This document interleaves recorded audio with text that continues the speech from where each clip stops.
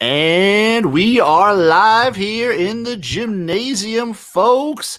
I am your host, XFL Jim. It's episode number 23, joined as always by my illustrious co-host with the mane of a god. It is Chase, Lupine Fiasco, Sessoms. How you doing, buddy? I'm here. This is probably my worst week ever, weekly showdown performance, but I'm gonna shrug it off because you know what? Tomorrow's a new week, and DGen's gonna DGen, and yeah, man, just pumped to be in the garage as always. There is always tomorrow. That is, what is that, Annie? Is that an Annie quote? It's The Sun Will Come Out tomorrow. Fucking whatever. I might know a little bit about musical theater. No big deal. I don't know shit about shit, but let's just jump into everything going on. But before we do, the Jimnasium is brought to you by Manscaped, specifically Manscaped promo code XFL. Make sure you go to Manscaped, get the Lawnmower 4.0. You want your balls to be looking like my face and my head, nice and clean and crisp and barren. That's where you got to go. Manscaped, get the Lawnmower 4.0, and make sure you use promo code XFL at checkout for 20% off and free fucking shipping. It does not get better than that, folks. It doesn't. You know why it doesn't get better, Jim? Tell them why, Chase. Because X gonna give it to you. You're goddamn right I am. So, first off, we've got actual football going on right now. The NFL preseason, week 1, just wrapped up. What did you think, my man? How'd you feel about the games? You know, I got a bone to pick with Sling TV, the NFL Network. Like, I was blacked out of like all but like 2 games. Like, I could not get like video to come up on a few of them, so I only got to watch like a handful of them. That sucks. Yeah, it really does. But from what I saw, I mean, it was exciting just to have football back. I kind of really enjoyed the Detroit Lions getting their hearts broken, even if it was just a preseason game. That made me smile on the inside. Some things just never change. Yeah.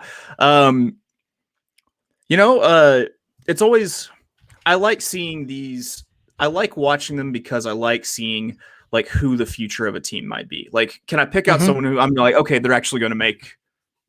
They're going to make an impact this year. This is who's going to do it. And so, you know, it's cool to see that. But there's also, I mean, there was some pretty good play by some rookies. That's what I like about the preseason. I like the aspect of we get to evaluate these rookies coming in. We get to evaluate these players who have been around the NFL that are still trying to make a team. It's kind of nice to see them get their shot and still like play all out. And it's fun to see the rookies, like watching Justin Fields come out was super fun. He struggled at the beginning, but watching him in the second half, it's awesome. And it's fun to speculate and be like, wow, he looked really good in the preseason. I can't wait till he disappoints all the Bears fans. But for now we are living super sky high. Everyone can evaluate their team in a positive light during the preseason. It's always a magical time where everyone's team is good or has potential to be good. And that's the thing is like trying not to like get too high or too low on what you're seeing in the preseason. That's like, to me, that's the key to like surviving the preseason as a fan. Like, you know, if you're Detroit, you know, don't get your heart broken because you lost. Like, there's going to be plenty of heartbreak later. Like, but you know, if you have like Denver, like don't get too jacked up if you're a Denver fan over what Denver did in their game. You know, it's just keep an even keel and just look at it from more of like an analytical perspective. On that note with the Denver Broncos, fuck them forever. If you've been listening to this podcast, you would know that I am very heavy on preseason unders going into the NFL. And I bet not only did I bet every single game under this week 1, which was awesome. They all hit except for 2. But I parlayed the Saturday games. I parlayed all of those unders together. And the Denver Broncos are the only team that fucked me in my ass. They fucked me in my bussy. That's right. I'm going to say that right there. Fuck you, Broncos. Puss. God, I hate them forever. And the way they did it was they left the starters in for damn near the entire game, man, playing against like second team, third team defenses. Yeah, so you could be like, oh, Drew Lock actually looked pretty good. He was balling out, but that's the thing is, yeah. Who did you ball out against exactly? Like someone struggling to make the punt cover team or an actual defense? And yeah, that sucks because I understand it if you're the Broncos coaching staff. Like you got to see like if it's going to be Drew Lock or if it's going to be Teddy Bridgewater. Like you've got to that was not a good offense. Like you probably got a lot of competition on that roster for who's actually going to be playing every single Sunday. But at the same time, they fucked up my man's parlay, so fuck them. Yeah, I can't get behind that. But on a positive note for preseason football, it really does feel like football is back when you see the Rams and the Raiders, like Rams and Raiders fans get into it in the stands. Love seeing that. Just a fucking brawl. Yeah, our one of our boys from our private chat, he had a pretty good like 4-point video breakdown of that fight, but he left out the most crucial point, which was the guy in the Jared Goff shirt going to butt punches. Who butt punches anybody anymore? Yeah, that's a weird move right there. You don't see that very often. I don't know how effective that is. It's like he practices ass maga and like all of his martial arts ass maga training is like dedicated to getting himself in position to just like fucking hammer that right ass cheek. He's gonna send you home with a bruised butt cheek. That's his goal going in a fight. He's like, I may get my fucking shit pushed in, but you are going to be sore when you're sitting on the toilet. Man, I remember being a kid on the playground and someone kicking me in the butthole before, and it was quite possibly one of the most painful things that has ever happened to me in my life. It's not great. I've been kicked in the gooch before, like the area between the balls, and oh god, you see stars. The last year I played baseball, I played catcher, and like I had like a strained arm or something, and I had to sit it out. And the guy who was catching that game had a ball skip in low and skip up and hit him behind the cup, right? Basically hit this kid in the prostate, and I still can hear my coach like in my head and still laugh about it. Just hear me go, "Oh, you got hit in the taint." And so I had to drag my dead ass arm out there because he took a wild pitch to the taint. Oh, good times, childhood. What preseason? Always a fun time. Lets us evaluate these players. You had some evaluating to do for your Saints. Yeah. I mean, we knew going into it, it's gonna kind of be like the Denver situation, that there's going to be a quarterback battle. We've talked about this for like when we evaluate each game each week of the NFL. We've been like, we don't know who's going to be playing quarterback for a list of teams, and the Saints have been one of them each week. Yep, and so Taysom Hill and Jameis both got significant time. Taysom actually got the start in this one, and the main takeaway was they both looked shitty. Jameis. Okay, so my thought process on Jameis is he looks completely shit until he doesn't, and then he looks amazing. There's not really an in between with that guy. I don't know. He's never developed into the guy that he was in college. Like I think I've said it here before. Like I remember watching his very first game in college against Pitt, where he nearly completed like every single pass, and it wasn't like 15, it was like 30 passes. Yeah.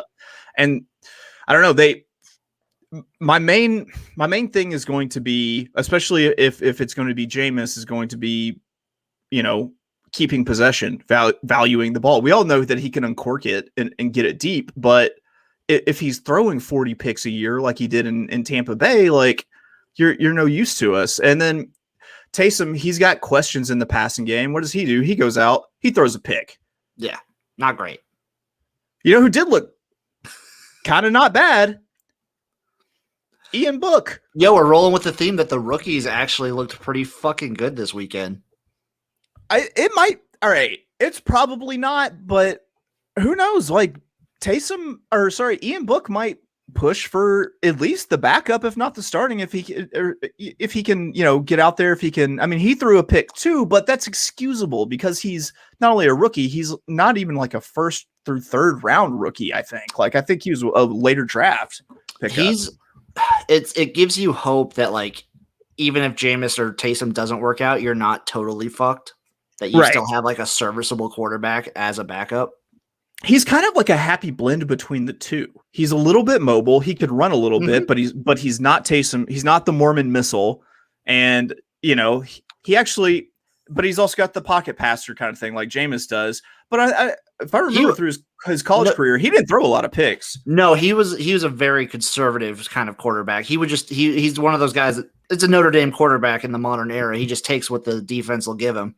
Oh, you mean like Drew Brees did and won a Super Bowl and started for 15 years? I would not compare Ian Book to Drew Brees, but yeah.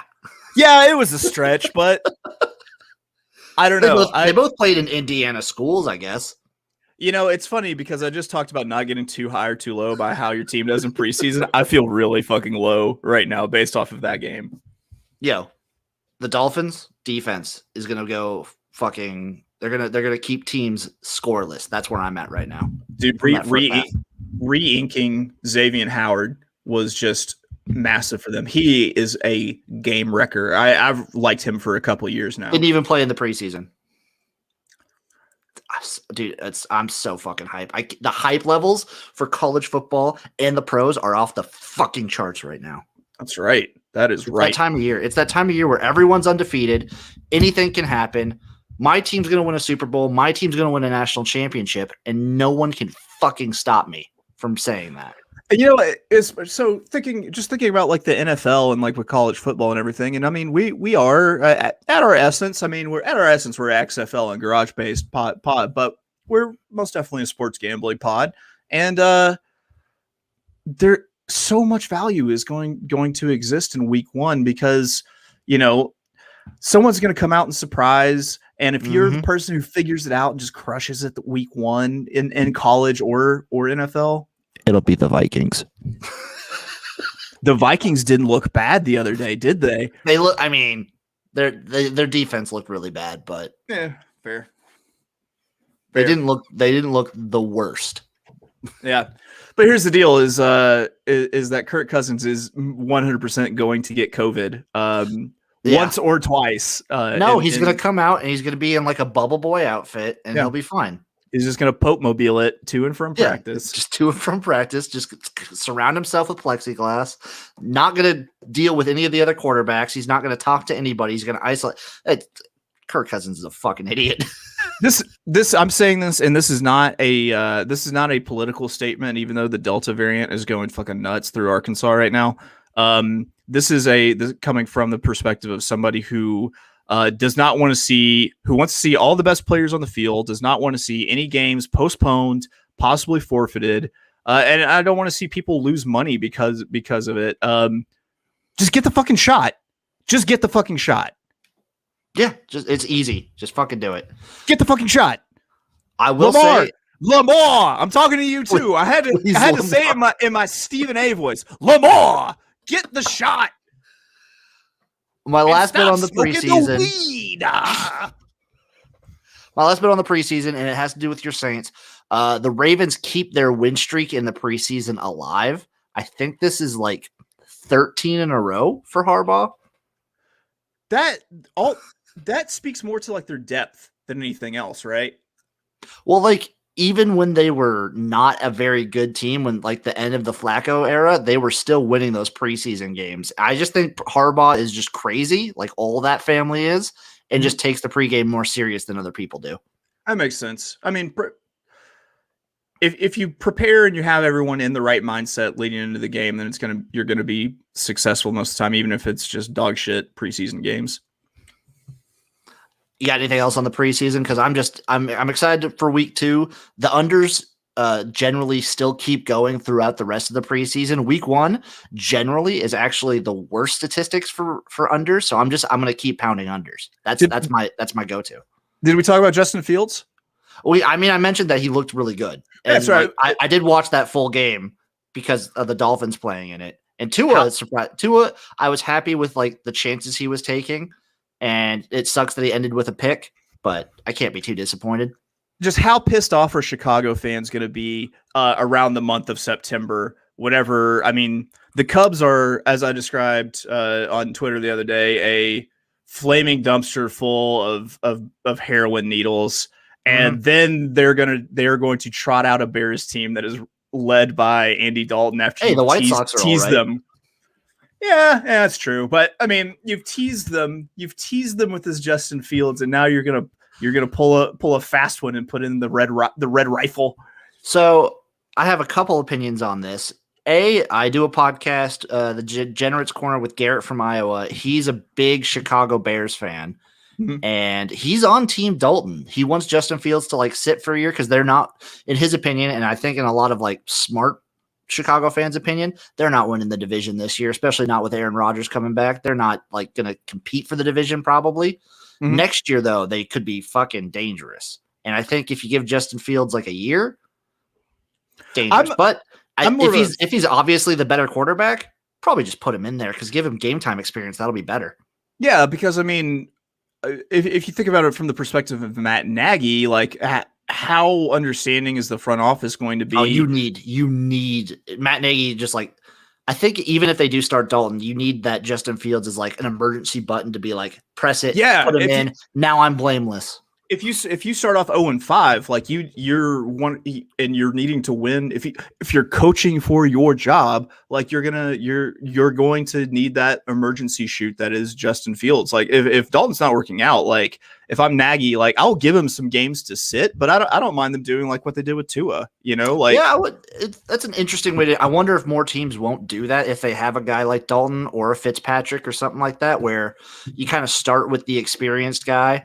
And then you have like a set date when you want to start your rookie, and just that's when you start them. And if things don't work out, you can kind of just flip and flop and be a little chaotic. Fuck it. Yeah. You're Matt Nagy. You have nothing to lose.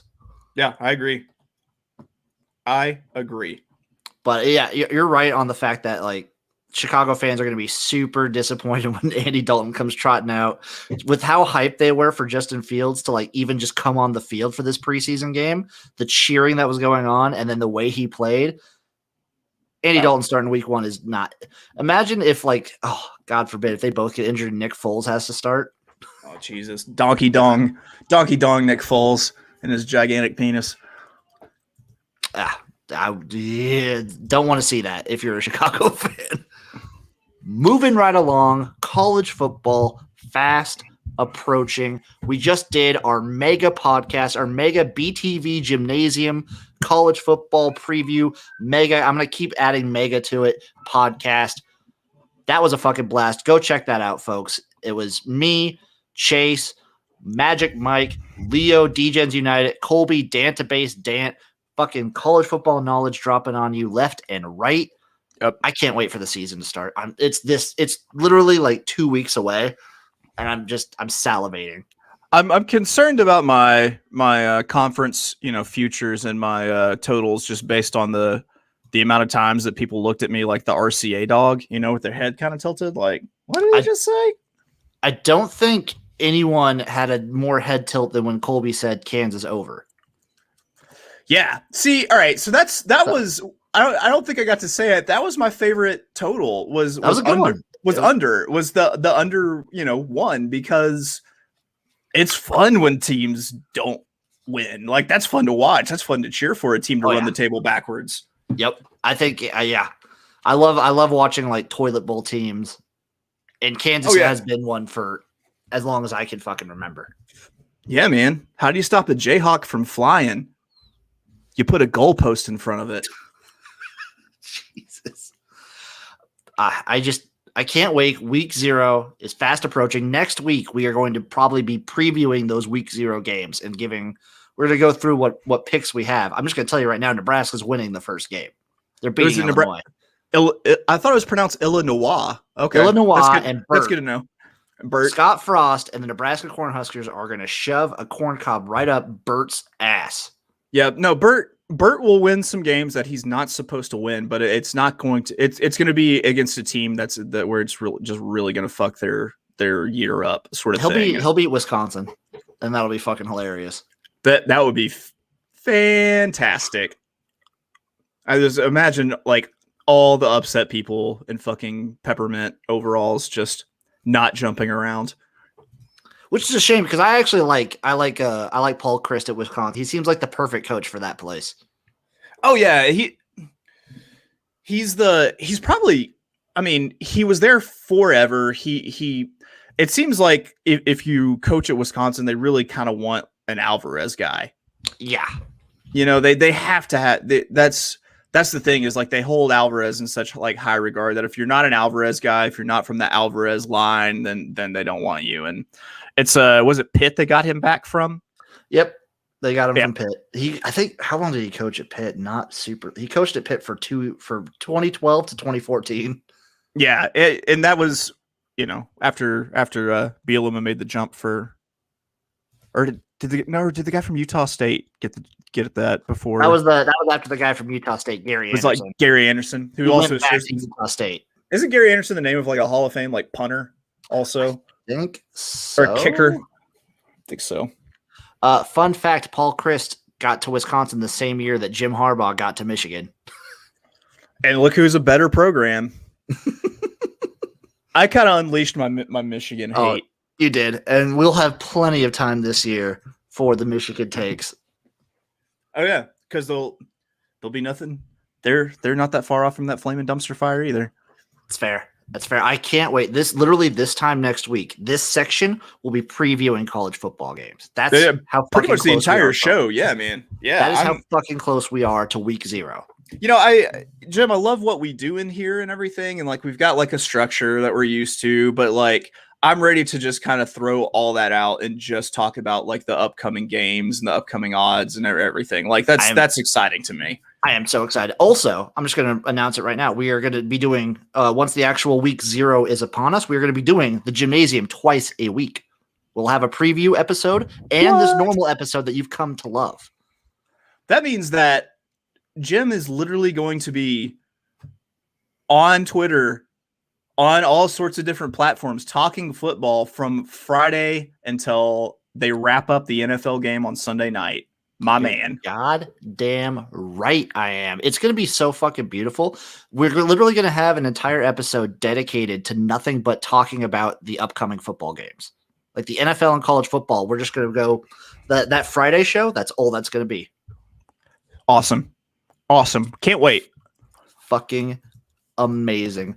Let's keep moving on. But before we get into your wonderful shower thought cul-de-sac segment, I do have to reiterate that the Jimnasium is sponsored by Manscaped.com.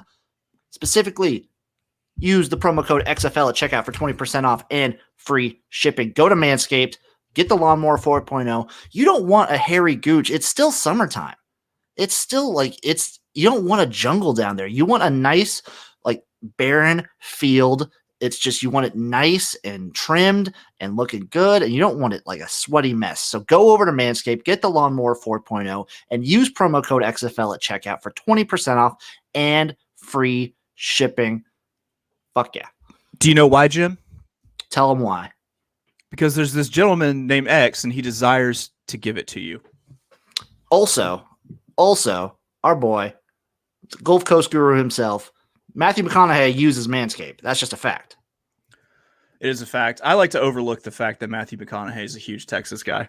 I'm going to ignore that fact entirely. Also, gotta mention this. I am not scared that Nebraska, Illinois will be a replay of last year. A, because Nebraska is way better than they were in 2020 because we were dog shit in 2020. And B, it's not Lovie Smith, so some weird shit's not happening this time. Does anything about this man look scared? This man is never scared. You're never. Fucking right. I might be disappointed come November or October, but I will not be scared. That's fair. Yeah. Anyway, it is time for my man, the shower thought cul-de-sac. So Jim, as the people may know, we're going to Vegas soon. We got a big Vegas trip coming. I want to get some new shoes because I just wear, I think people call them flip-flops. Some people call them hoe slides. I think you and me both are on the flip-flop only train. I feel like, I might want to wear an actual shoe, for the trip. And I just don't know what shoes are acceptable for a 36-year-old man with 2 kids anymore. I think if it depends if people know or if they could tell if you're a 36-year-old man with 2 kids, because at some point it just doesn't matter. Like at some point you can wear like New Balances and that's it for the rest of your life.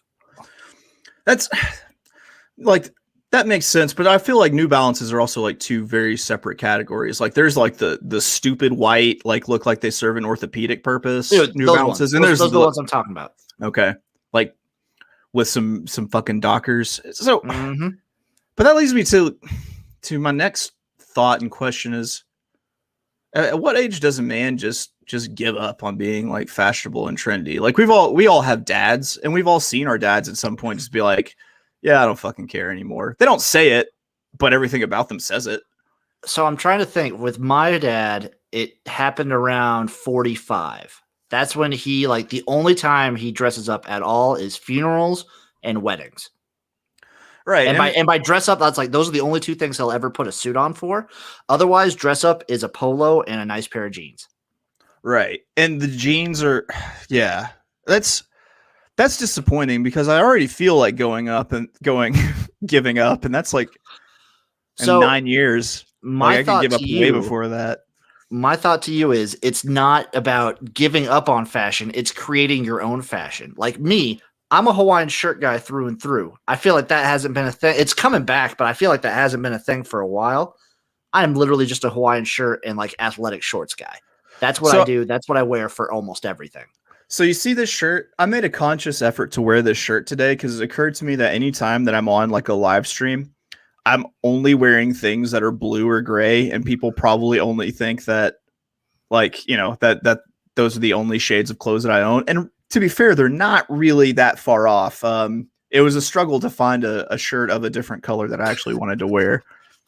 I went through that in my early 20s. I was like, I have a black shirt and a dark gray shirt and a black shirt and a black shirt, and that's all I fucking had. And it took effort when I was like 24, 25. I was like, I need to get like a green or a blue and a red that you need to get a red that's not like a Nebraska Cornhusker shirt. I just need to get like a God. But see, even my Arkansas shirts, I don't have red Arkansas shirts. I have gray Arkansas shirts with a red logo on them. Those are those are stylish. To be fair, those are stylish. Anything where you could like plop that logo on, it's gonna look good.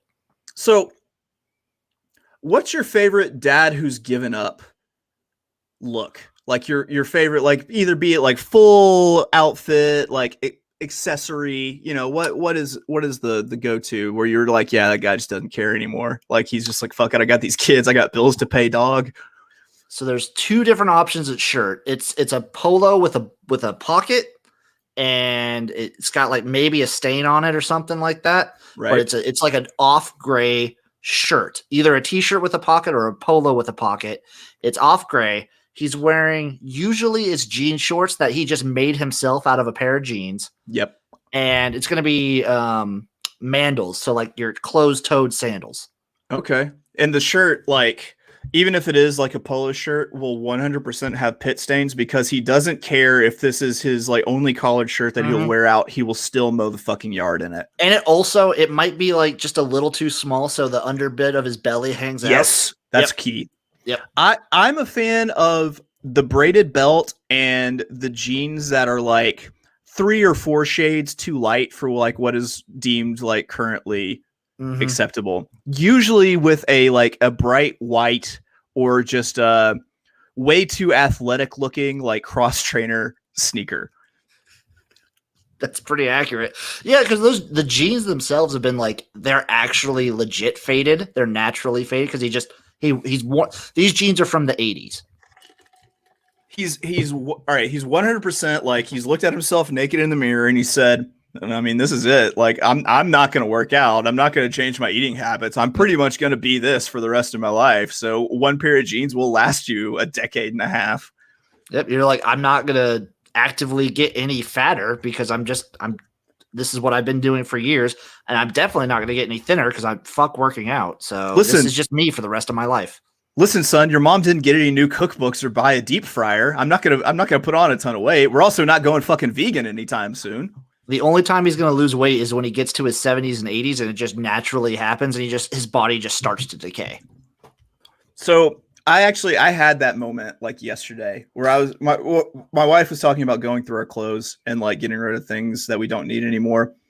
I was like, I have a bunch of just like too small stuff I need to get rid of, like that I can't. It's foolish to just hold on hope and say that they're going to fit. Like this is pretty much it. Like this is me, a little bit chubby, probably gonna be a little bit chubby for the rest of my life.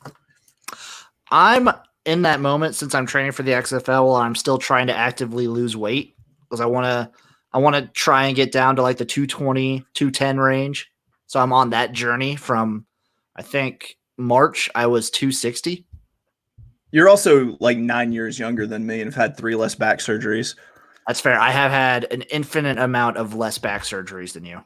So you'll get to a point where you can put on the skinny clothes, but then you're going to start packing on that mass and the skinny clothes won't fit anymore. And you'll have to wear your fat clothes to hide all the muscles. That's why I'm not throwing these clothes away. I'm not going to get rid of my fat clothes.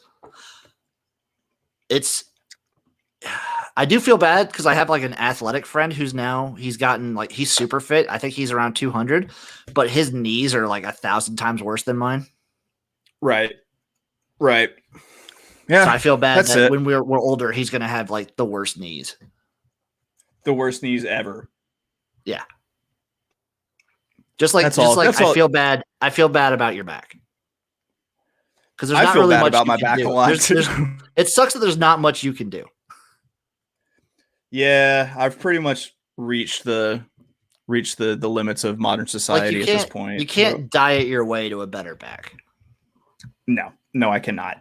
Not at all. Well, I probably could, but as discussed, we're at that point. I'll check back with me in not in 3 years, and then I might be at that point. Who knows? I might be a retired XFL player and then just be giving up on life. There you go. You've earned it. I think so. Yeah. What else you got? That it for the shower cul-de-sac, my man? Last thing I got to say, big shout out to my boy Murphy, who took 11th in the Horse Tourneys Spawn Surf Showdown. Had a massive prize, 7th place. He's taken home $8,841.15. And also, since we do talk about the food here, the Bear Chris Falica from College Game Day finished 3rd and took home $47,000. Good fucking night. That's a hell of a payday. Yep.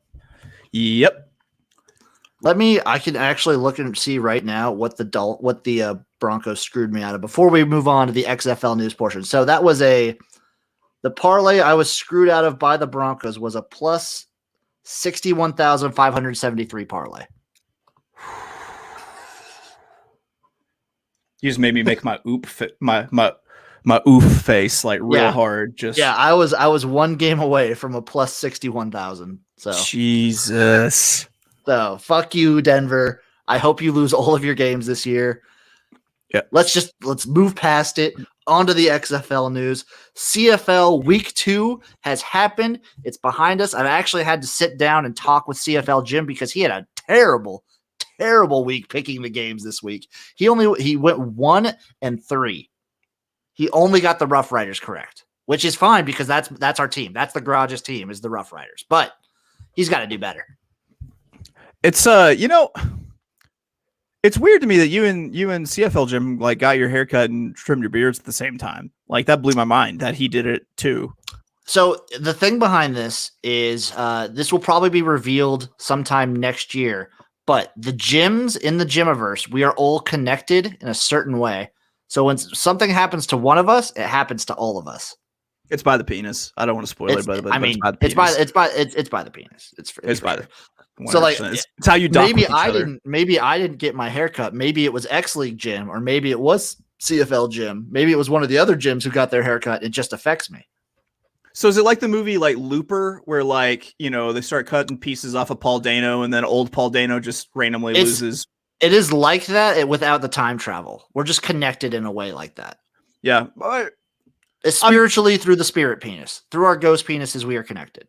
This is my last deviation, but in what world did Joseph Gordon-Levitt grow into Bruce Willis? Did you I loved how they did it in that movie. As the last bit of the tangent is, they basically just showed Gordon-Levitt in a wig, and then they showed him with like a bald cap, and then now he's Bruce Willis. Okay. That's enough nitpicking at movies that came out like 10 years ago. So, man, I can't believe. So, to reiterate, CFL, the Stampeders fucking lost to the British Columbia Lions. I really was hoping the Stampeders could do it. Don't know why I thought they could, but I thought they could. The Blue Bombers 20-7 over the fucking Toronto Argonauts. I mean CFL Jim, had faith in the Argonauts. They looked pretty good. I thought they could be competitive, and they just weren't. It's the Maple Leafs all over. Sorry, the Maple Leafs all over again. For real. Yeah. And then I thought that the Elks having an actual week to play over the Alouettes would have been that would have been a smart move, because they played week 1 and the Alouettes were starting. This is their fresh game. They might be jittery, who knows, but they just come in and stomp all over the Elks. Yeah, I've only gotten to see CFL highlights yet. I need to actually get tuned into a game. I'll touch base with you so you can give me. I'll touch base with schedule. Yeah, touch base with CFL Jim. He'll hook you up. He's got some good maple syrup on tap too, so he's got it on the lowdown. Week 3 coming up. I'm going to give my XFL Jim opinions, and I want your opinions on these. We have the Edmonton Elks versus the British Columbia Lions. I'm going to go with the Lions, the BC Lions. I got to go with the BC Lions. They look the part. They're looking good. Love me some Lions here. Hey, it's a long trip to the west coast of Canada. It's true. The Montreal Alouettes versus the Calgary Stampeders. Ooh, that's a tough one. A Stampeder Alouette. I don't know. I kind of like the name Alouettes is kind of like growing on me. Like, it feels dope and also dickishly French. I'm going to go with the Alouettes. I mean, that fits for Montreal. I'm also going to go on the Alouettes here. They just surprised me coming out in week 2, and I think they keep this momentum going. Blue Bombers versus the Argonauts again. It's a back-to-back game, but this time the Blue Bombers are going to Toronto. It's hard to beat a team twice. It's probably even harder to beat a team 2 times in a row. That, you know what? It reminds me though of that Outkast song, "Bombs Over Toronto." I'm gonna say the Winnipeg Blue Bombers blow up the Argonauts. XFL Jim is going to go Toronto here, but CFL Jim might have a different opinion. Okay. And last but not least, the Red Blacks versus the Rough Riders. Riders. Yeah, I'm going to go Rough Riders. This is an interesting game, though. This is a close one. The Rough Riders are known to stop, drop, shut them down, open up shop. Whoa. Oh. That's how Rough Riders roll. Fuck yeah. Rough Riders all day. Last bit of XFL news. We had a couple XFL quarterbacks I want to shout out that were playing in the NFL preseason. First off, my boy, Taylor Heineke, Washington football team. He looked all right. I just love it. I love that Washington has like a journeyman in Fitzpatrick, he's going to get the start. He's a good quarterback. Yeah. And my question is, can Heineke Fitzpatrick? Because what Ryan Fitzpatrick does is when he's the backup on your team, your quarterback will play like shit. And then Fitzpatrick will come in and ball out. And then give him like 7 games and he'll play like shit. Yes. That's the thing with Fitzmagic is Fitzmagic is always it's most potent at the beginning of the season. Like, I could 100% see them be ready to say, okay, we're just gonna try something different as like a change of pace. Like, I don't know. I think the Fitzmagic has a lot of value as just like a calling influence in like quarterback meetings and on the sideline. I think if you're trying to like break in a quarterback like Taylor Heineke, who to be honest is probably going to be sort of like a journeyman sort of quarterback, Maybe he could be like a franchise quarterback, but it's hard to say. One of these guys being mentored by Fitzpatrick is so fucking good for them. Oh, I agree. And I feel like Taylor Heineke is kind of the same kind of quarterback in terms of like a smart, kind of cerebral quarterback like Fitzmagic is. And I feel like he's got a good person to learn from. I don't doubt that we will at least see Taylor Heineke start 2 to 3 games. And I will say, like, that's the baseline. I think he could most definitely start more games than that. I would love it. I would fucking love it. And the other XFL quarterback I want to mention played today for the fucking Panthers. It's your boy. It's the Roughneck Fever King himself, PJ fucking Walker. And he looked fucking good. That dude is just lightning in a fucking bottle. Like, God, he's fucking fun to watch. He's so exciting to watch. I think that PJ Walker has a really good chance to play a lot this season. Like, if Sam Darnold is like beyond repair, like, hell yeah, you throw PJ Walker in. He adds so much to what you can do on offense. And with him and McCaffrey, oh, good luck. Like, he's a fucking playmaker. Yeah, man. Him and McCaffrey could team up to do some just like next level shit. Yeah, I had a lot of fun. Like, just seeing the highlights I saw of PJ Walker today, he looked fantastic. Fucking super hype. My dream for this year is to have 3 XFL quarterbacks starting in 1 week. If I could get like PJ Walker, Taylor Heineke, and for somehow Josh Johnson to start for an NFL team in like 1 week together, that would be a dream come true. I mean, that would be awesome. I feel like it gives a little bit of validation to what the second iteration of the XFL was doing too. I mean, they have like, I think the Steelers have a couple offensive linemen, and then the Chargers obviously have Donald Parham on their tight end roster, and he's gonna start. Like, he's gonna start some of these games. Especially it's a good way they to don't like, have Hunter Henry anymore, so yep, it's a great way to like for these players to get a shot at the NFL. That's as a non-biased version of me. This is the XFL is great to give these guys who, for some reason, maybe they had a bad combine, maybe they just get flushed through like practice squads or something, and that something just doesn't work out. They get discovered. Like, they are able to get film on the big screen and show off and jump onto an NFL team. That is something that the XFL can and has proven to do. Let's set an over under on XFL quarterbacks that get a start in the NFL this season. 1.5. You got to say 1.5. I'm going over. I'm going to go over. I'm going to say they get to 2. I'm going to say they get to 2.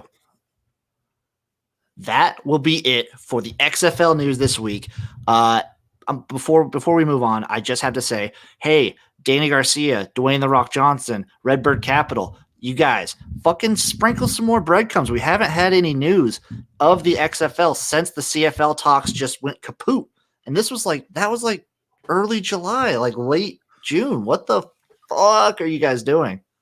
Yeah, I mean, if you sprinkle some breadcrumbs, and if you're interested in eating XFL Jim as a meal, like, he will Hansel and Gretel that like all the way to your cabin in the woods, and you can cook them like an old German witch. I just want to talk about like actual XFL stuff so fucking bad. I want news so bad. I want to just plug it right into my veins. They could say anything, and I would do a week's worth of content on it. I'll fucking tell you that right now. Oh, and I don't doubt it in the slightest. Fucking Christ. Okay, let's move on. NFL now. We're on week 14. Let's pick some fucking games. We're done with college. College is done. We've picked every single college football game. We had some hot takes sprinkled in there. I'm pretty sure we have Western versus Central or Eastern Michigan for the MAC. It's gold. As good as gold. Book it. I mean, Western or Central could very easily win it. Yeah, 100%. Fucking all on it. Let's get to the NFL. Game number 1, Pittsburgh Steelers at the Minnesota Vikings. Well, at this point, Kirk Cousins has his second bout of COVID for the year, so we're going to go with the Pittsburgh Steelers. Give me the Steelers also. This is a Thursday night game. That's prime time. Fade Kirk Cousins every time. Right. Falcons at the Panthers. Panthers. Panthers, because PJ Walker is going to get the start this late in the season and take the Panthers to a playoff game. There we go. There we fucking go. 49ers at the Bengals.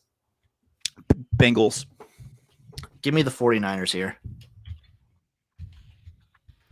I like your take though. I feel like as the season like carries on, that like I feel more safe picking the Bengals later in the season than I do early in the season. I'm the opposite because I feel like Burrow might get re-injured. I'm scared of that. I wish they would. I'm still scared of that offensive line. I wish they would have gone for just like a top flight tackle. I'm still very scared for Joe Burrow. Baltimore at the Browns. This will be a good game. This will be a really good game. I've been high on the Browns. I'm going to give this one to the Ravens. I'm going to go to the Ravens. I'm giving this one to Cleveland. Seahawks at the Texans. Seahawks. Yeah, give me the Seahawks there. Las Vegas at Kansas City. Vegas at Kansas City. This was in Vegas. I might take the Raiders here just because they seem to give the Chiefs trouble later in the season, but I'm going to have to go with the Chiefs. I was thinking the same thing, have the same logic, and have the same pick. Yeah. If this was in like the Death Star, then yeah, I'd have a different opinion maybe. The Saints at the Jets. Oh God, I've been so confident. Which, by the way, Zach Wilson played pretty well. He looked pretty good. It was another situation of a rookie looking pretty darn good. The Saints. Yeah, I'm also going to go the Saints here, but I don't know. If the Jets actually turn into a good team, that division becomes pretty damn hard all of a sudden. Yeah, it definitely does. You have a couple up and comers. You got a team that's just come up, and then you always have the Patriots. Yep. Jacksonville at Tennessee. Oh God, Tennessee's gonna give me the fucking Titans. Fade Urban Meyer to the dirt. Yep. Cowboys at the Washington football team. I've got Hard Knocks. I got Hard Knocks syndrome. I start watching Hard Knocks, and then I convinced myself that the team that was on Hard Knocks actually might be pretty good this year. Cowboys. Oh! I hate it. Give me Washington all day there. You heard it in my voice. I hated it also. Yep. I understand. The Detroit Lions at the Denver Broncos. And I'm just going to tell you, I'm going Detroit because I'm just very, very mad at Denver right now. Your spite just stole my thunder because I was going to swoop in and make a Detroit pick. But I'm with you on that. Also, I don't know who the fuck Denver's going to be trotting out at quarterback. And I'm not as low on Goff as some people are. I still think he has the potential to be a decent quarterback. I think he's good in the play action, and if the Lions can trot out a decent little running game to give him something to throw off of and kind of take the heat off of him, give him that little level of deception to get maybe just an extra yard of separation for some of those wide, not be bad. I don't think he's terrible. I just don't think he really kind of ended up fitting with Sean McVay. He's just not great. Yeah.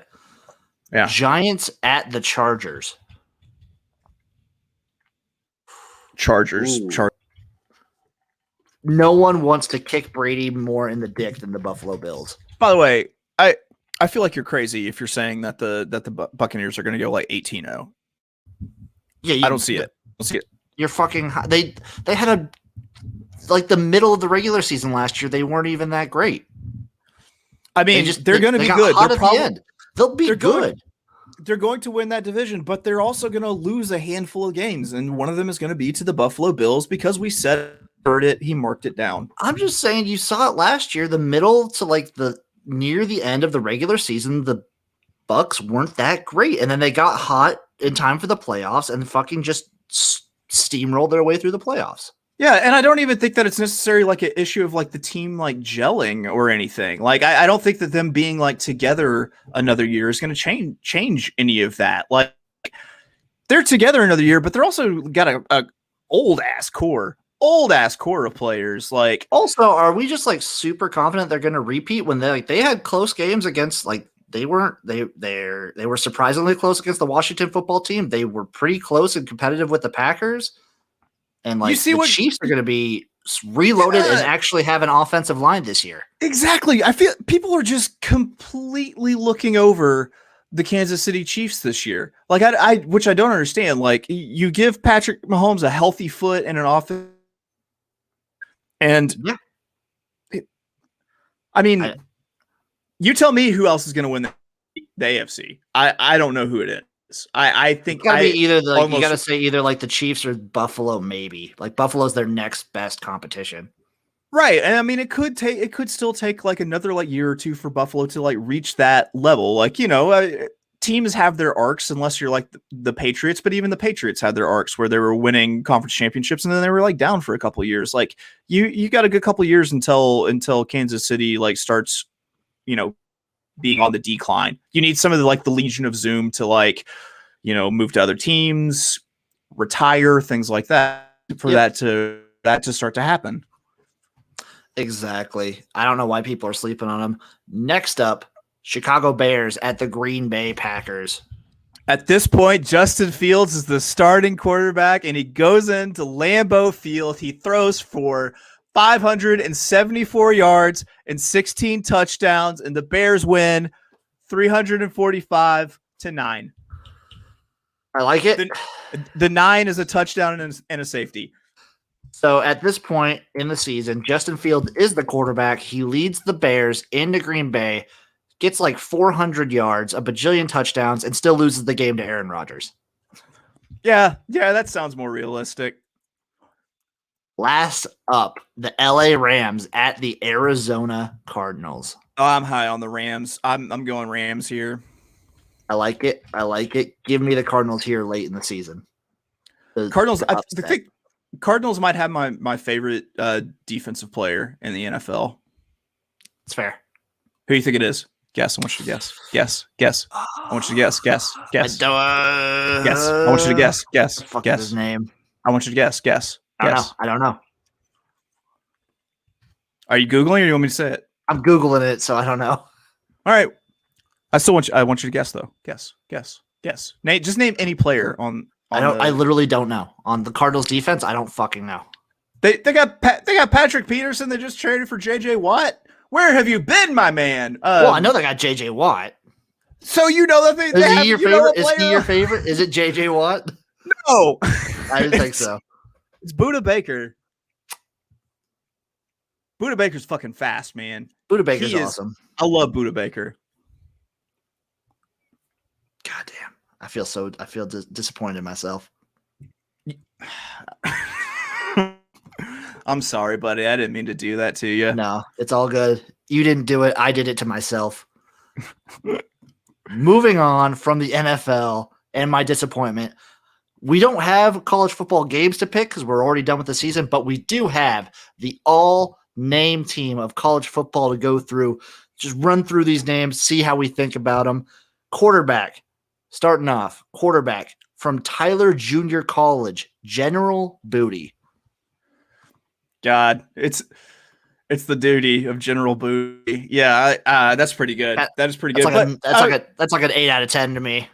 It feels like it's lost the Booty has lost its shock factor, like the last name Booty, because you had so many Booties that played at LSU. But like when you put the name of like a military rank in front of it, if it was Colonel, Lieutenant, oh God, it was Colonel Booty. It'd be so good. Yeah.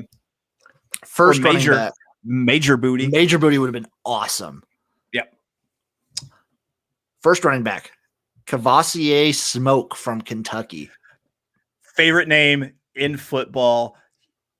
For one, Cavassier Smoke, literally a cognac and a fucking Newport. And second of all is that I love the fact that the liquor Cavassier is so goddamn difficult to spell that they went ahead and they're like, nope, this is how we spell Cavassier. It's with a K. Yeah, fucking why not? Next up at running back, Tank Bigsby, Auburn. I feel like he's playing the wrong position. I do. Tank Bigsby to me sounds like a linebacker. That is a linebacker name. That is 100% a linebacker name. It's a good name, but you either like the coaching staff or someone failed you because you're playing the wrong position. On a related note, for wide receiver from Tulane, Fat Watts does not sound like a wide receiver name to me. It doesn't, but it's got kind of like a little bit of a New Orleans tradition because like you got Fats Domino, Fats Waller, all from there to your NOLA classic R&B. So I feel like one, it fits the team, and two, it's deceptive. Like if I'm a DB, I was like, I gotta guard Fats, sweet, easy, yeah. Next, no, I don't need any Gatorade, guys. You guys take the Gatorade. You're fine. Next up at wide receiver from Clemson, Aju. I love double names like Taki. So Aju is good. And also you can dip your sandwich in him. I was gonna say that's anyone who's named after like a dipping sauce is perfect in my book. Double dip your roast beef in Aju. Next up, tight end from Wyoming, John Michael Gillenborg. That's a Wyoming name. Yeah, name, but that name doesn't belong on this list. No, that's kind of like that's a pretty normal name. Unless that is like the same name as someone as like a failed, like a failed Belgian, fucking action star. Yeah, I feel like there are better names. Yeah. Boo to whoever made this list. Next up, offensive line from Auburn, Brodarius Ham. That's Ham as an offensive line. That's perfect. Ham as an offensive line. I also all right, I'm gonna recall the name of another offensive lineman who had another kind of like same like hybrid name, like DeBrickashaw. Like, oh yeah, I feel like Brodarius Ham is the new DeBrickashaw Ferguson. Yep, I think it rolls off the tongue in a very similar way. Yeah, for sure. Next up, another offensive line from one of our favorite schools, Western Michigan, Dylan Death Rage. Directional Mich School. I'm really not. So there's a horse trainer named Corey Deathrage that this one's kind of lost its shock factor. Admittedly, it's a better name for football than it is for training horses. Like PETA might be all up in that ass if it had some sort of like his horse will win or he'll go into a death rage. I also like the alliteration factor that it's a double D name. Like a Dylan Death Rage just sounds like an 80s G.I. Joe villain. Yeah. Or 100% like a WWF wrestler. Oh yeah. Not a WWE wrestler, a WWF wrestler. Yeah. Old Double D. Up next, offensive line from App State, Bear Hunter. That's just an App State name through and through. I like the name for App State, and then I also like that they went with like a weird German bear spelling. Baer. Yeah, that's good. That's good stuff. That's a good one. Next one, parties at October. I bet he fucking goes hard. Next up, offensive line from Cal, Gentle Williams. Any lineman whose name is Gentle, that's fucking great. I don't need any Powerade this week, guys. I'm going up against Gentle. It's gotta love a deceptive name, man. It's like having a fat friend named Tiny. Yeah, I like Gentle. Especially because like you're gonna be able to watch these games and you're gonna see Gentle Williams pancake somebody, and I can already tell you what's gonna come out of like the broadcaster's mouth. Like I'll just give you the opening to it. It's like, well, his name is Gentle, but he's anything but. Exactly. Like, I like it. I just want to say to anybody who calls a Cal game, I fucking said it first. We said it first. Make sure you give credit where it's due. That's all we're asking. Right. Last offensive lineman, Iowa State, Dodge Saucer. It's got to be Saucer. It can't be Saucer. That's just such like a classic, like upper Midwest, like Germanic, like Scandinavian name. And like Dodge, okay. Like, is this a great name because it's the same name as a truck or a town in Kansas? Like, it doesn't seem that weird to me. That just sounds like a pretty common like upper plains Midwest, like Minnesota, Dakotas, Iowa, Nebraska. Like, there's probably a bunch of Dodge Saucers out there. Yeah, I mean, if you just took the first name Dodge, like I'm sure. All right. I can't tell you how many people I graduated from high school with who are probably named Dodge, or how many people I graduated high school with who probably have hunting dogs also named If their Dodge. if his last name was Ram, then we'd be talking. Yes, maybe Seltzer is like for Ram. Oh, maybe. Probably not. Probably not. Moving on to the defense, we have a defensive lineman from Boston College, Shittasilla. I can't wait for his mixtape to drop. I don't know if I'm pronouncing it right, but that is how it is spelled. Shittasillah. Shittasilla. He was featured on a couple Wiz Khalifa tracks, and he fucking burned it down. Yeah, man. He goes hard, but he's also like a socially aware rapper. Shittasilla. Shittasilla, the Stone Cold Killer. So it's either like a rapper who's like aware of everything going on, or I almost think it's like an off-brand Godzilla.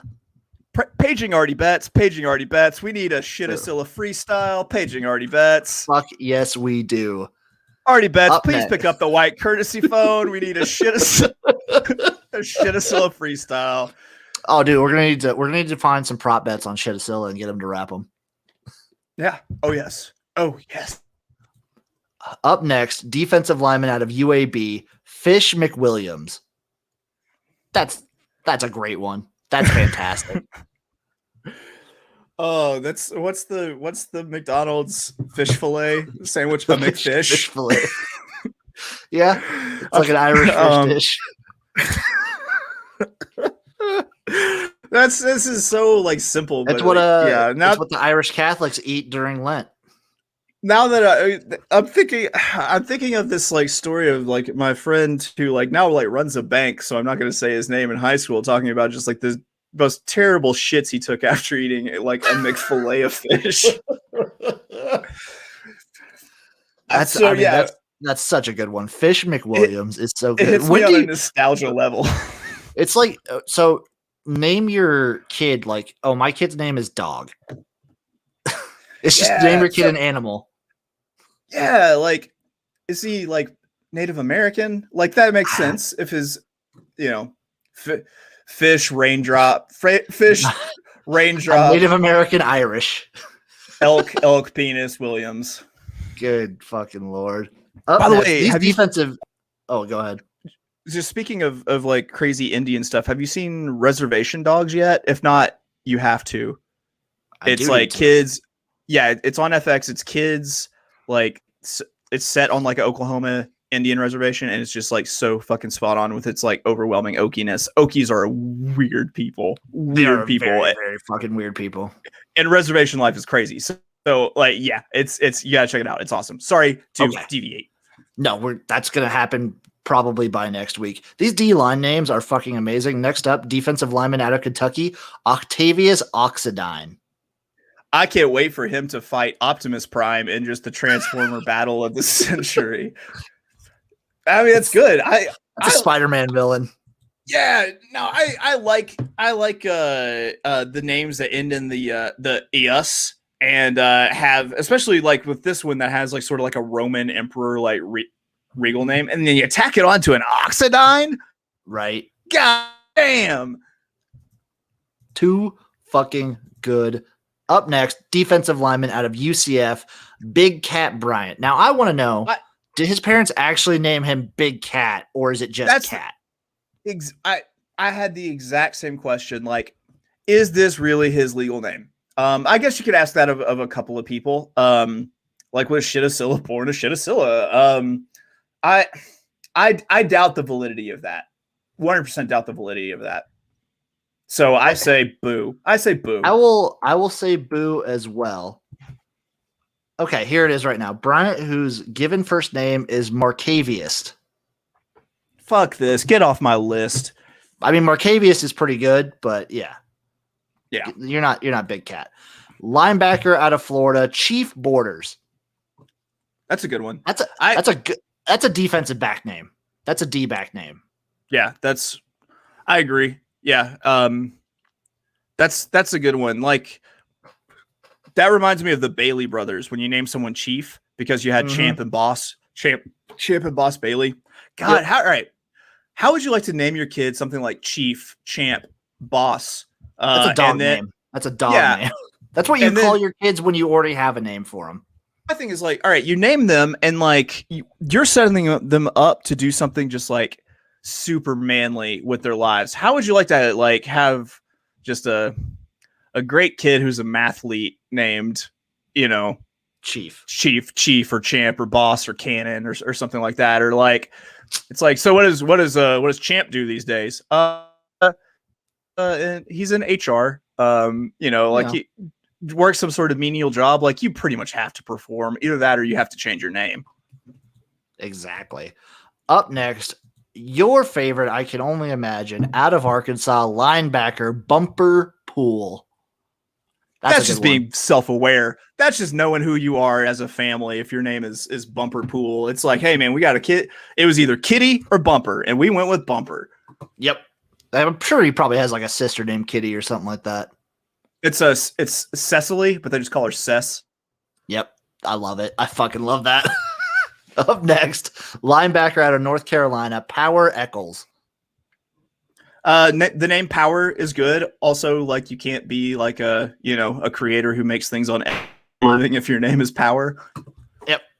Next up, also out of North Carolina, defensive back Storm Duck. Pretty good. That's all you say. Good.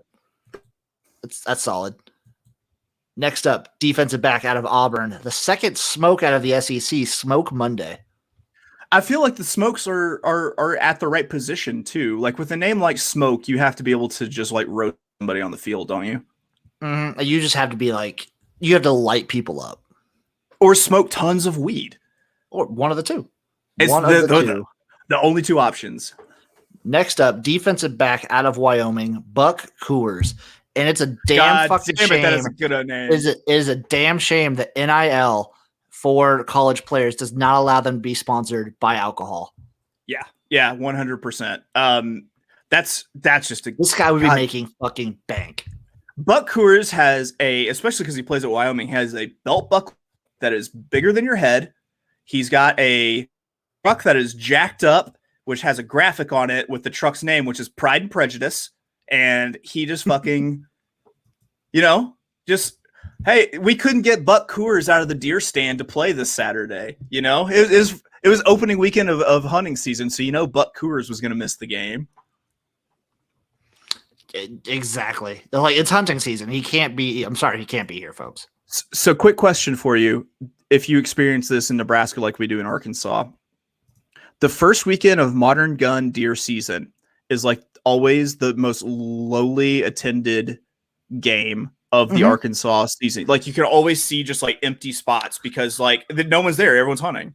Well, for Nebraska, all the games are quote unquote sold out. So you're going to see like a huge crowd regardless. Because what happens is all the Western Nebraska people will be out hunting, but those tickets just get bought out by like Eastern Nebraska people that don't hunt. Right. Like all the Omaha people that usually wouldn't go to a game, they'll go to that game. They go to that game so they don't have to mix with those people. Exactly. Fucking Omaha elites. Fucking Omaha people. Up next, D-back out of San Diego State, New Zealand Williams. Which is what the hell? I think his parents just maybe like took a vacation there once and just really loved the country. They were big Flight of the Conchords fans, and so they wanted to pay homage. Huge Lord of the Rings fans. Yeah, they were. New Zealand's dad invited New Zealand's mom over to watch a movie and chill, and that movie just happened to be Lord of the Rings, and then 9 months later, out came New Zealand Williams. There you fucking go. Up next, kicker out of Iowa State, Connor Asale, or I'm gonna say Astley. Ass Alley. Ass. I think it's Ass Alley. Connor Ass Alley. Yeah. I mean, this is the perfect, like, if he plays bad, just like, dude, this guy played like ass. Yeah. It's played like he lives on Ass Alley. It's for kickers being the most notable like pussies on the team. Like someone named Ass Alley who is like easily pick onable by the rest of the team. Mm-hmm. That's on brand. And last, but certainly not least, punter out of UMass, George Georgopoulos. That's fucking George, good. George, the man so nice they named him twice. That's so fucking good. That is George good. That's good. Georgopoulos. Many people don't know that George Georgopoulos actually runs BTV. We know him as Leo. That's yep. I mean, Leo's just his stage name, so. Yeah, but he's really George, the man so nice they named him twice. Fucking. That was a good. There's some really good standouts in that all name team. I would like to just point out that George Georgopoulos, as the punter for UMass, is going to get a lot of screen time this year. They're going to punt a lot. That's right. They're going to punt a lot. He's going to be out there a lot. A whole lot. Okay. What's going on in the garage before we get into our live bets? Let me just give you a little rundown. What's going on in the garage right now? Already said Gymnasium's going twice a week during the football season. Get fucking hyped for that, folks. We're doing a preview episode and the episode you love here and now, always. I have a workout video. My workout video with Chase is coming out this week where I trained like a horse. I trained like a fucking bomb motherfucker. Mantis's video came out like weeks ago, but my video is coming out this week. Ooh, is this like a different cut of it? It is the XFL Jim workout cut. Mantis's was like the horse documentary cut. This is the XFL Jim workout cut where I'm gonna narrate over it and everything. Right into the hear that? I want that. Just inject that directly into me. Like I was there for that and I still can't see enough of that. So if you give me another version of it, hell yeah. Remix. And last but certainly not least, in the garage news, I'm going to try my fucking hardest. I've been talking about it every week. I want a Rampage video out this year. I want it so bad. I'm going to do my hardest. I'm going to try my hardest to get a Rampage video out by the end of this year. I slapped myself a little bit too hard so that the sound would come through on the microphone. That's gonna bruise tomorrow. Yeah, dude, I'm excited. Like, I know you've been working so hard on these Rampage videos. Like, it feels like anytime that I'm talking to you and you're not, working or just bullshitting with me, you are working on these like Rampage videos. So I'm excited because I know my boy got the chops. So I'm really excited to see what you come out with. I'm very, very fucking excited. Now let's get into the live bets to end the show. You know how to do it. We know how to do it. 5 bets that we love. Just simple as that. All right. Are you ready for this? Baseball parlay. Oh, I should have seen that coming. Yeah. So tomorrow I've got the Cubs and I've also got the where are they? Cubs and the Marlins plus 579 on the money line, 2-team parlay. Ooh, I like that. The Cubs have to win another game eventually. So, and the odds just keep getting better and better on the Cubs. So just keep betting more each week and eventually you'll break even. I will parlay. I will parlay the over in both of those. Over 8.5 for the Braves Marlins, over 9 for the Cubs Reds, and over 10 for the Astros Royals. Parlay that for plus 582. Okay. Let's see. Let me see. I'm going to switch it up here. I'm going to try to find. I'm going to go Super Bowl 56 odds to win. Let's go with the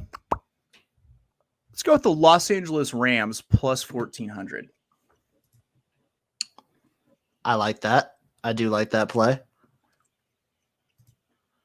I have a play for this weekend, almost 6 days from today, Saturday. English Premier League, the EPL is back. Give me Manchester City minus 2.5 over Norwich City at minus 120. Let's see. La Liga. Let's see what we got in La Liga.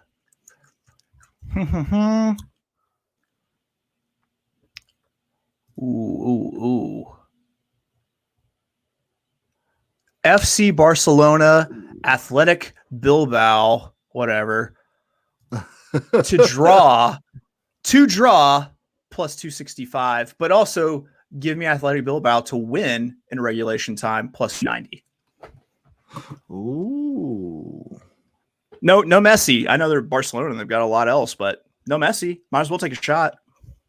It's true. Might as well fucking take a shot. I'm trying to think. What do I feel like I gotta go a Super Bowl here now too. Give me. This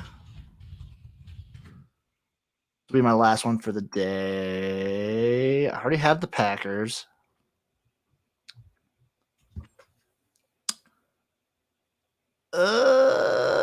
Shoot. There's none that I like that are huge long shots. You know what? I'm gonna throw you a bone. Give me the New Orleans Saints to win the Super Bowl 28-1. Jameis comes in, throws a bajillion touchdowns, and fixes his interception problem. I love the way you're thinking, but you're never gonna see that money again. I already have my Green Bay Packers ticket, but I have a problem. I have bet I think for the last 5 years, I have bet either the Seahawks or the Saints every time. I was very, very angry in that Rams Saints game. Dude, they would have won the Super Bowl that year. They would have won the fucking Super Bowl. I had a huge Saints ticket going into that, and I was very happy, and I was very pissed off. All right, so last one for me.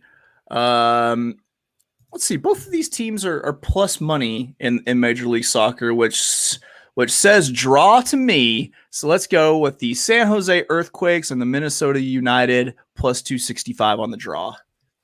I like that. I definitely like that play. Okay, here's my real last one. We talked about some futures in college football. I'm going to give you one right now. I'm going to go with one I didn't say. Give me the Cal Bears to win the Pac-12 at 25-1. Hey, man, you're just putting your money where your gymnasium mouth is, and I like it. It's damn right I am. It feels like a bet on Cal, but it also feels like a bet on yourself. That's exactly. What better bet to make than a bet on me? That's all my bets, my man. That's it for me too, man.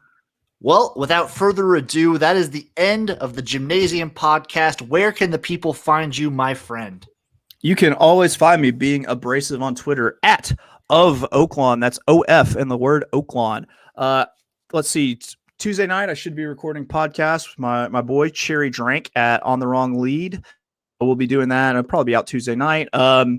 Thursday, we'll have the On the Wrong Lead live stream. We'll be looking at all the racing action, stable duel competitions, all that shit. Probably do a little recap Saratoga weekend and look forward to what's going on at Saratoga next weekend because all those boys are Saratoga next weekend for the Alabama.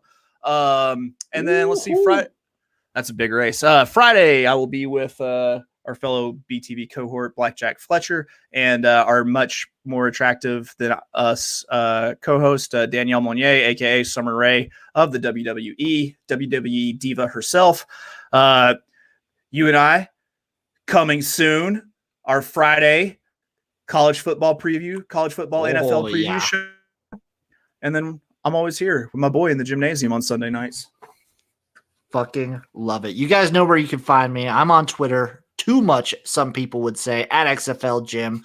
I'm on Instagram at XFL Jim. YouTube, XFL Jim. I'm dropping weekly videos. I'm dropping Jimnasium. I'm dropping Jimnasium tailgates. I am all over the place. I'm going to be hitting it up with my boy here Fridays, Sundays. It's going to be a fucking blast. I'm hitting up with the Gulf Coast Guru Magic Mike every Monday. We're breaking down college football. We're almost done with all of our conference previews. We should be done this week. I am everywhere on the internet, folks. Find me. Just look up XFL Jim, and I will be there. Thank you for listening. Make sure you give us a follow, a subscription, whatever. We're on Apple Podcasts, Spotify. We are everywhere. Give us a review, give us a rating, give us a like, and spread the word of the garage all over. Love you guys. Keep listening. Stay #garage certified, and peace.